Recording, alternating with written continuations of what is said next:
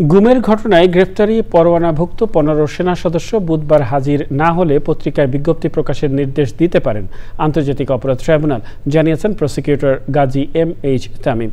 তবে পরোয়ানাভুক্ত আসামিদের বুধবার হাজির করা হবে কিনা সে সম্পর্কে কোনো তথ্য নেই বলে জানিয়েছেন তিনি।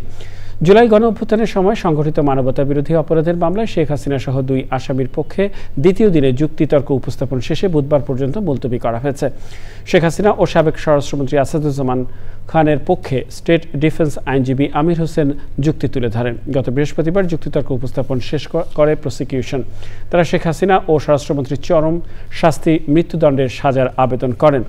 ট্রাইব্যুনাল 2 আশুলিয়ায় 6 মরদেহ পোড়ানোর মামলা ও একই আদালতে জুলাইয়ের প্রথম শহীদ আবু সাইদ হত্যা মামলারও সাক্ষ্য গ্রহণ হয়েছে। ট্রাইব্যুনালে 3 মামলায় হাজির করা হয়েছে 15 আসামিকে।